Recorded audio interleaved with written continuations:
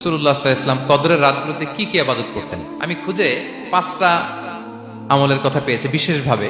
Common যে আমলগুলো সেগুলো তো ছিলই, বিশেষভাবে 5টা কাজ রাসূল সাল্লাল্লাহু আলাইহি ওয়াসাল্লাম এই কদরের রাতে করতেন। 1 নম্বর কাজ হচ্ছে তিনি সারা রাত জেগে ইবাদত করতেন এবং পরিবারের লোকদেরকে ঘুমোতে দিতেন না, উঠিয়ে দিতেন।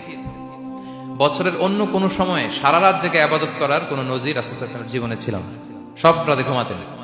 আমি জোহর বারুতে একটা কনভেনশনে the daily routine of prophet সাল্লাল্লাহু আলাইহি ওয়াসাল্লাম একটা আলোচনা করেছিলাম, যেখানে রাসূল সাল্লাল্লাহু আলাইহি ওয়াসাল্লামের দৈনন্দিন জীবনের রুটিন আলোচনা করেছিলাম। সেখানে আমরা বলেছি যে রাসূল সাল্লাল্লাহু আলাইহি ওয়াসাল্লামের দৈনন্দিন অভ্যেস ছিল তিনি এশার পরেই তাড়াতাড়ি ঘুমিয়ে পড়তেন আর মিড নাইটে উঠতেন। রাসূল সাল্লাল্লাহু আলাইহি ওয়াসাল্লামের কর্মদিবস শুরু হতো মিড নাইটে। আমাদের তো সকালে আরো অনেক পরে শুরু হয়, রাসূল সাল্লাল্লাহু আলাইহি ওয়াসাল্লামের কর্মদিবস শুরু হতো বেসিক্যালি মিড নাইটে।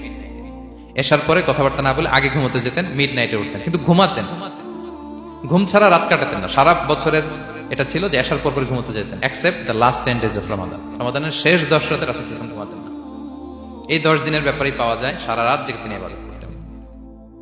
আম্মা জান আয়েশা রাদিয়াল্লাহু তাআলা আনহা বলেন, ইদা দাখালাল আশরু আহিয়াল লাইলা ওয়া আইকাযা আহলা ওয়া জাদ্দা ওয়া শাদ্দাল মি'জার।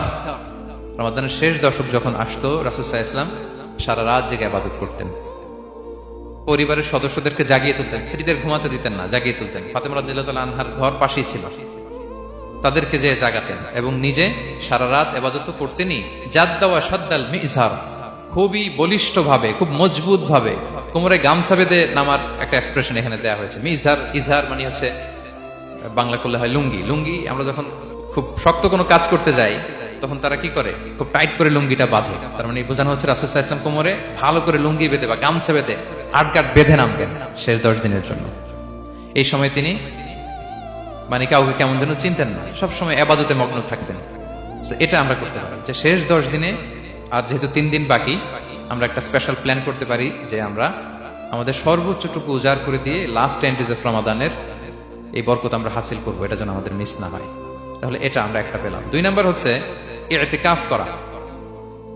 রাসূলুল্লাহ সাল্লাল্লাহু আলাইহি ওয়াসাল্লাম রমাদানের শেষ 10 দিন ইতিকাফ করতেন। আমাদের আয়েশা রাদিয়াল্লাহু তাআলা আনহা বলেন, কানা ইয়াতাকিফুল আশরাল আওয়াখির মিন রমাদান। রমাদানের শেষ দশকে তিনি ইতিকাফ করতেন হাত্তা তাওয়াফাহুল্লাহ, ওনার ইন্তেকালের আগ পর্যন্ত এই অভ্যাসটাই তিনি জারি রেখেছেন। সুম্মা আতাকাফা আজওয়াজুহু মিন বা'দি, তারপরে ওনার স্ত্রীরা ইতিকাফ করেছেন।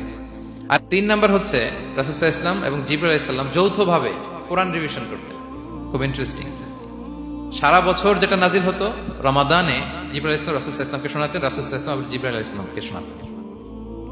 সহিহ বুখারীর বর্ণনা, কানা জিবরিলু ইয়ালকাহু ফি কুল্লি লাইলাতিন মিন রমাদান ফায়ুদারিসুহুল কুরআন। প্রতি রমাদানের প্রতি রাতে এসে রাসূল সাল্লাল্লাহু আলাইহি ওয়াসাল্লামের সাথে কোরআন মুদারাসা করতেন। সহিহ মুসলিমের বর্ণনায়, আন্না জিবরিল কানা ইউআরিদুহু বিল কুরআন কুল্লা আমিন মাররা।